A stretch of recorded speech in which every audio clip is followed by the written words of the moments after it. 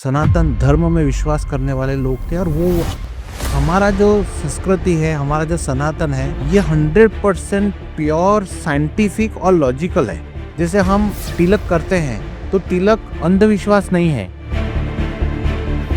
ब्राह्मण, क्षत्रिय, वैश्य और शूद्र, इसका मतलब ये नहीं है कि शूद्र नीची जाति का है या ब्राह्मण उच्च कोटि का है। इससे मतलब नहीं है। ये समाज की व्यवस्थाओं के भाग के रूप में दिया हुआ है। आजकल जो समाज में एक तरीके से अव्यवस्थाएं हो गई हैं, युवा वर्ग जो है वो ड्रग्स और नशे के साथ में आगे बढ़ रहा है और इंडिया के लोग वेस्टर्न कल्चर को लगातार ले रहे हैं। अब भारत का जो कल्चर है उसे समयांतर में लोगों ने अंधश्रद्धा का नाम दे दिया।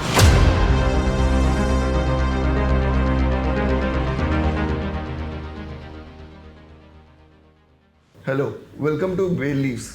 आज हमारे साथ विवेक भट्ट सर है, गुजरात फर्स्ट न्यूज़ चैनल से। आज हम इनसे जानेंगे, हम लोग सनातन धर्म के लिए अपने ह्यूमन नेटवर्क को और स्पिरिचुअल टूरिज्म को और जितने भी हमारे बुक्स हैं और ज़्यादा से ज़्यादा सनातनियों को इसके बारे में क्या इन्फॉर्मेशन पहुंचा सकते हैं, उसके बारे में आगे हम लोग विवेक भट्ट से सर से जानेंगे और उस चीज़ के और डिटेल के ऊपर हम लोग उनसे सुनेंगे। विवेक सर, वेलकम टू बेलीव्स। कैसे आप? थैंक यू, बहुत बढ़िया। अच्छा, आपका जो ये सनातन धर्म के ऊपर ये जो आपने इतना कंटेंट बनाया है, इतना नेटवर्क बनाया है, उसके बारे में थोड़ा आप बताइए। ये बस इसी तरीके से बनाया है कि सनातन धर्म को लोगों तक पहुंचाया जाए। किसी भी तरीके से लोग इस बारे में जाने। जिन लोगों को पता है लेकिन अधूरा पता है, उनको पूरा पता हो। और जो नेटवर्क बनाया है वो हमने मंदिरों के पुजारीज का नेटवर्क बनाया है, क्योंकि आज भी मेरा ऐसा मानना है कि थोड़ा बहुत भी धर्म या थोड़ा बहुत भी पूजा पाठ कहीं से चल रहा है देश में तो मंदिरों के माध्यम से चल रहा है। और मंदिरों के जो पुजारी हैं वो सबसे बड़े इन्फ्लुएंसर हैं, क्योंकि सुख की घड़ी हो या दुख की घड़ी हो, कोई भी व्यक्ति मंदिर के पुजारी से कंसल्टेशन जरूर लेता है। और मंदिर के पुजारी अगर इसके अंदर सहायता करें तो वो हमारी वैदिक संस्कृति, सनातन संस्कृति के बारे में लोगों को और ज़्यादा इन्फॉर्मेशन पहुंचा सकते हैं। तो यही कार्य हम कर रहे हैं और बहुत अच्छे तरीके से कर रहे हैं। बहुत बड़ा नेटवर्क हमने मंदिर के पुजारियों का बनाया है, साधु संतों का बनाया है। अभी महाकुंभ में भी गए थे तो हमने लगभग सारे 13 के 13 अखाड़ा के महामंडलेश्वर और आचार्य पीठाधीश्वर हैं, उनके इंटरव्यूज़ किए, कथाकारों के इंटरव्यूज़ किए। सारे अलग अलग जो नागा साधु आए थे उनसे हमने बातचीत की। जो भी लोग वहाँ पे आए थे, किसी भी तरीके से लोगों का नेटवर्क सनातन से जोड़ना है। ये कार्य बहुत बड़ा है, लेकिन हमसे जितना हो पाता है उतना हम करते हैं। थैंक यू सर, ये इन्फॉर्मेशन देने के लिए। अभी हम लोग इस वीडियो को हम लोग कंटिन्यू करेंगे। करने के बाद आप विवेक सर के व्यूज़ और आइडियाज़ को आप कंटिन्यू देख सकते हैं आगे। नमस्कार, मेरा नाम विवेक भट्ट है और मैं Gujarat first, Hind first, Rajasthan first, MP first, ऐसे सारे न्यूज़ चैनल्स का चैनल हेड हूँ और एडिटर इन चीफ हूँ। और लगभग पिछले 15 सालों से सनातन धर्म के ऊपर कार्य कर रहा हूँ। ख़ास तौर पर ऐसे मंदिर और ऐसे धर्म स्थान जिनका वैदिक और पौराणिक महत्व है, आध्यात्मिक महत्व है, उन सारी चीज़ों की रिसर्च करके उसे लोगों तक पहुंचाने का कार्य कर रहा हूं। पिछले 12 साल की मेहनत के बाद मैंने एक वीडियो बुक भी लॉन्च की अभी, उसका नाम तपोभूमि है। उसके अंदर लगभग 300 से ज़्यादा टेम्पल्स हैं जो गुजरात के हैं, और ऐसे टेम्पल्स हैं जो सालों पुराने हैं लेकिन उनके बारे में लोग नहीं जानते हैं। तो उसका आध्यात्मिक, पौराणिक, सांस्कृतिक और राष्ट्रव्यापी महत्व भी उन मंदिरों से बताया है, क्योंकि एक मंदिर जो है वो कम से कम 100 किलोमीटर के रेडिएशन में उस पूरे एरिया को बांध के रखता है। आस्था के साथ, श्रद्धा के साथ, मान्यताओं के साथ, शक्ति के साथ लोग उस मंदिर से जुड़े हुए रहते हैं। और उस मंदिर का जो पुजारी है, कम से कम 1000 लोगों का वो व्यक्ति है जिससे पूछ के सारे कार्य किए जाते हैं। और ये जो संस्कार हैं वो पुरातन काल, वैदिक काल से चलते आ रहे हैं। आज भी हमारे घर में कोई शुभ प्रसंग हो या अशुभ प्रसंग हो, हम सबसे पहले हमारे नियरेस्ट मंदिर के, टेम्पल के पुजारी के पास जाके पूछते हैं कि ऐसा हुआ है, क्या करना चाहिए, या ऐसा करना है तो क्या करना चाहिए। तो ये जो कनेक्टिविटी है, ये इंडिया का सबसे बड़ा लार्जेस्ट नेटवर्क था, जो हम धीरे धीरे हम भूलते गए। एक गांव का मंदिर होता है, वो गांव का मंदिर का पुजारी उससे बड़े मंदिर से कनेक्टेड होता है, उससे बड़ा मंदिर का उससे बड़े मंदिर से कनेक्टेड होता है। और जो अलग अलग संप्रदाय हैं, जैसे कुछ लोग हैं वो शैव संप्रदाय से बिलोंग करते हैं, जो भगवान शिव से जुड़े हुए मंदिर हैं, वो सब आपस में कनेक्टेड हैं। कुछ लोग हैं जो वैष्णव संप्रदाय से कनेक्टेड हैं, जो भगवान विष्णु से कनेक्टेड हैं या कृष्ण से कनेक्टेड हैं। कुछ लोग हैं जो सनातनी संप्रदाय से, अलग अलग संप्रदायों से कनेक्टेड हैं। तो ये सारे लोगों का एक बहुत बड़ा नेटवर्क है, जिसके कारण से आज भी सनातन धर्म टिका हुआ है। और हाल ही में हमने महाकुंभ में भी देखा कि करोड़ों लोग आए हैं, तो उन लोगों की न जाति पूछी गई, न उनका समाज पूछा गया। वो सब लोग सनातनी थे, सनातन धर्म में विश्वास करने वाले लोग थे, और वो वहाँ पे एक साथ आ गए। तो इन्हें कैसे एक साथ जोड़ा जाए, ये बहुत बड़ा नेटवर्क है, लेकिन इस वक्त ये नेटवर्क बिखरा पड़ा है। इसे एक सूत्र में कैसे पिरोया जाए, उसके लिए कार्य कर रहे हैं। ज़्यादा से ज़्यादा सनातन धर्म के जो लोग हैं वो जुड़ें, अपने मंदिरों को जानें, अपने वैदिक संस्कृतियों को जानें, इन सब के लिए कार्य कर रहे हैं। दूसरा कि जो आजकल जो समाज में एक तरीके से अव्यवस्थाएं हो गई हैं, जैसे लोगों को पता ही नहीं है जीवन कैसे जीना है। आज युवा वर्ग जो है वो ड्रग्स और नशे के साथ में आगे बढ़ रहा है।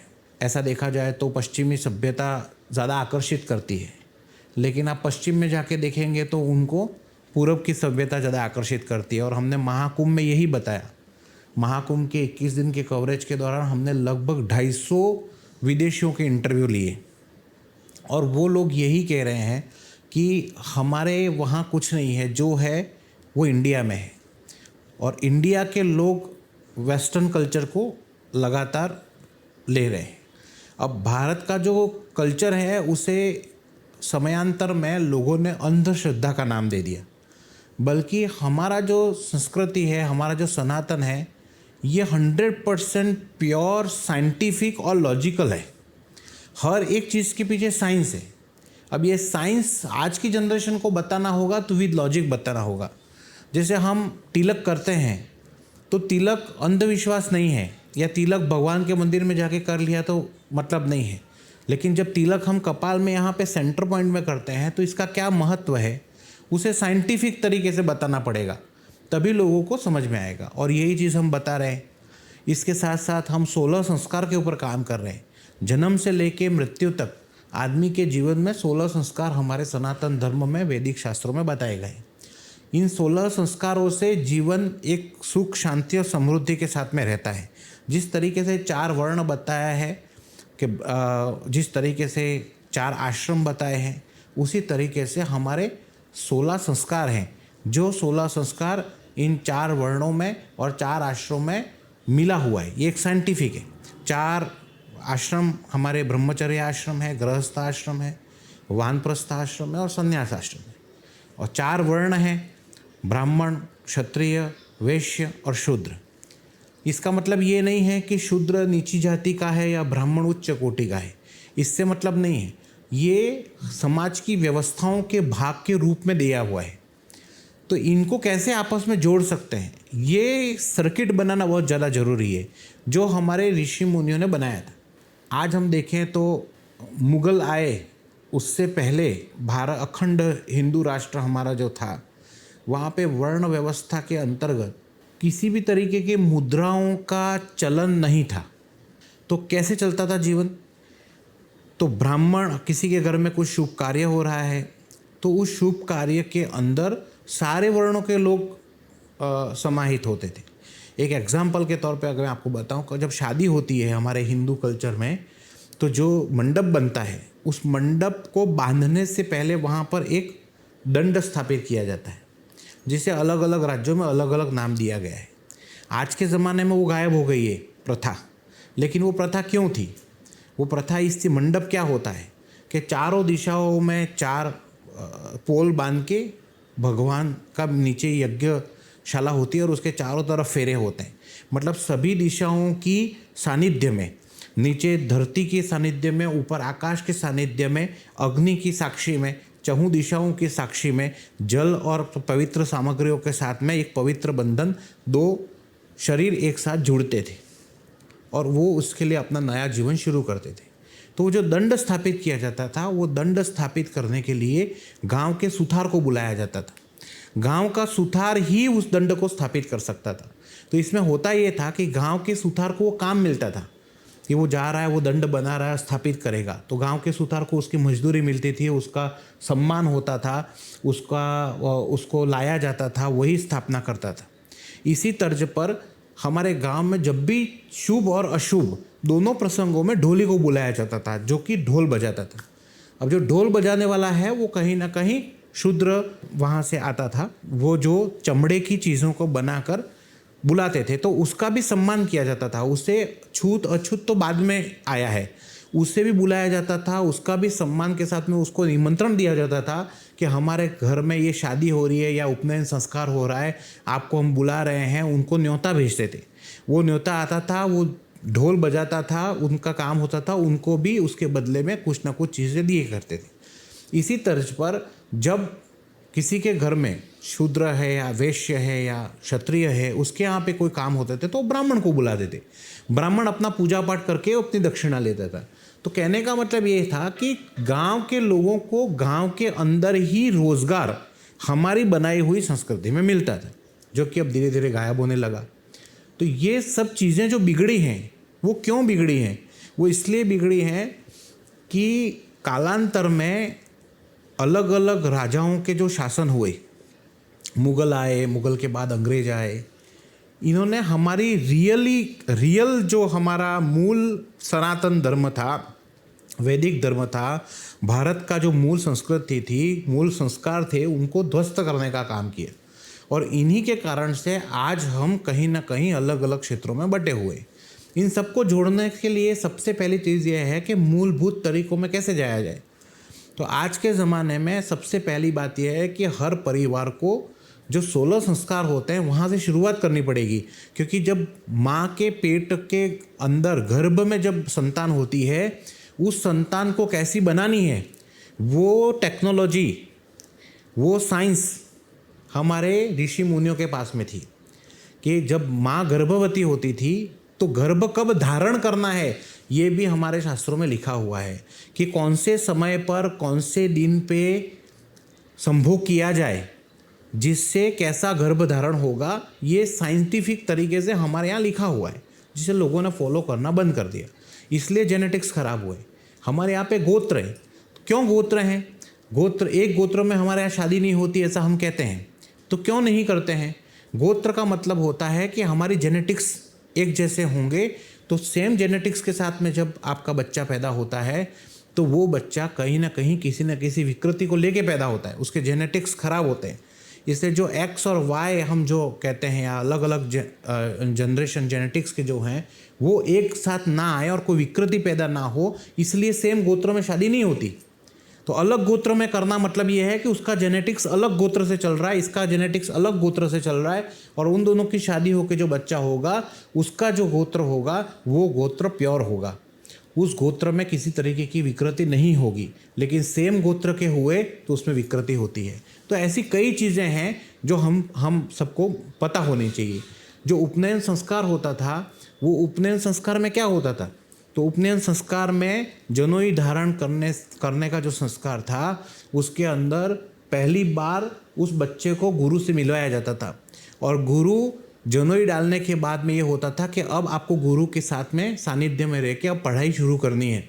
और गुरु उसके कान में एक मंत्र देता था, वो मंत्र गायत्री मंत्र होता है। अधिकतर जगह पे, अलग अलग जगहों पे अलग अलग मंत्र होते हैं। तो जैसे ही मंत्र उसके अंदर आया, मतलब वो गुरु दीक्षा शुरू हुई। तो जब बच्चा उपनयन संस्कार करता था तो उसकी गुरु दीक्षा शुरू हुई, मतलब पढ़ाई करना शुरू हुआ। उपनयन संस्कार कौन से साल में किया जाए, उसके अंदर भी विधान है कि आप 5 साल से उपनयन संस्कार कर सकते हैं। आज कई सालों बाद लोगों को पता चला कि 5 साल के बाद में नर्सरी, केजी ये हम शुरू करते हैं, लेकिन हमारे ऋषि मुनियों ने पहले ही डिसाइड कर लिया था कि 5 साल में बच्चे का मस्तिष्क उतना परिपक्व होता है कि उसकी अध्ययन शुरू कर सकते हैं। तो 5 साल में उपनयन का मतलब है कि 5 साल से आप पढ़ाई करना शुरू करें। और गुरु मंत्र ये लिया जाता है कि गुरु की दीक्षा आपको मिली, अब आज के दौर में लोग इसको कई तरीके से लेते हैं। लोग ऐसा सोचते हैं कि अब कहाँ गुरुकुल रहे, अब कहाँ हम संस्कृत पढ़ाएंगे। आप जो पढ़ा रहे हैं वही पढ़ाइए, लेकिन आज के परिप्रेक्ष्य में उसे किस तरीके से हम कर सकते हैं वो भी हमारे शास्त्रों में लिखा हुआ है कि आप उपनयन संस्कार करने का मतलब ये है कि अब आप ब्रह्मचर्य करके अपनी लाइफस्टाइल सुधारेंगे। उसमें पुराने गुरुकुल में क्या होता था, ब्रह्मचर्य का पालन करना होता था, सुबह 5 बजे ब्रह्म मुहूर्त में उठा देते थे। तो आज भी उसका महत्व है। आज भी कई साधु संत महात्मा बताते हैं कि ब्रह्म मुहूर्त में उठने का क्या लॉजिक है। ब्रह्म मुहूर्त में उठने का ये लॉजिक है कि भगवान सूर्य जो कि साक्षात देवों में से एक हैं, वो साक्षात देव का जब उदय होता है तब बहुत सारी पॉजिटिव एनर्जी सूर्य नारायण भगवान रोज सवेरे लेके आते हैं। अगर वो आए उससे पहले आप उठ जाते हैं और अपना दैनिक चर्या करने के बाद सूर्योदय जब आता है तब सूर्य की पहली वो कोमल किरणों को जब अर्घ्य देने की बात आती है तो जल तत्व, आपके पांव जमीन में लगे हुए हैं, जमीन का तत्व, ऊपर आकाश है, आकाश का तत्व, जल तत्व, और सामने सूर्य नारायण भगवान जो साक्षात देव हैं, जिसके अंदर जबरदस्त एनर्जी है, उसको जब आप जल चढ़ाते हो तो आप सारे तत्वों को शुरू करते हो। यानी उस समय अपना दिनचर्या शुरू होता है, उस समय हमारा बॉडी का सारा चीज़ एक्टिव होता है। और जब हम संध्या करते हैं, जब सूर्यास्त हो जाता है, वो सूर्यास्त से पहले खाना क्यों खाना चाहिए, तो उसके पहले ये बहुत सारे लोग बोलते हैं कि जैन लोग ही हैं जो सुबह शाम को 6 बजे से पहले खा लेते हैं। ऐसा नहीं है, सब जगह पे हमारे शास्त्रों में भी लिखा हुआ है कि भोजन आपको शाम को सूर्यास्त से पहले कर लेना है। उसके पीछे कई कारण हैं, कई लॉजिक हैं जो आज के साइंटिस्ट बताते हैं। आज के बड़े बड़े डाइटिशियन, आज के बड़े बड़े जो भी कैंसर के शोधकर्ता हैं, अभी भी एक रिपोर्ट आई थी, उन्होंने कहा था कि अगर आपको ज़िंदगी में कैंसर से बचना है तो आपको सूर्यास्त से पहले, शाम को 7 बजे से पहले आपको किसी भी हालत में खाना खा लेना है। तो ये सारी चीज़ें, हमारा शास्त्र, हमारा सनातन धर्म जो है वो प्योर लॉजिक है, प्योर साइंस है।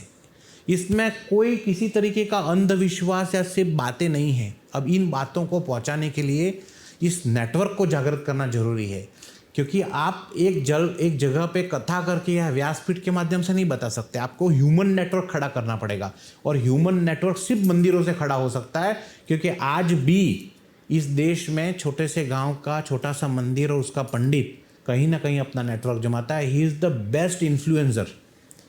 किसी इन्फ्लुएंसर की जरूरत नहीं। अगर गांव को गांव से कनेक्ट करना है तो गांव के पंडित को, पुजारी को पहले पकड़ो, आप अपने आप चल जाएगा। तो ऐसा ही है, यही काम कर रहे हैं। Thank you.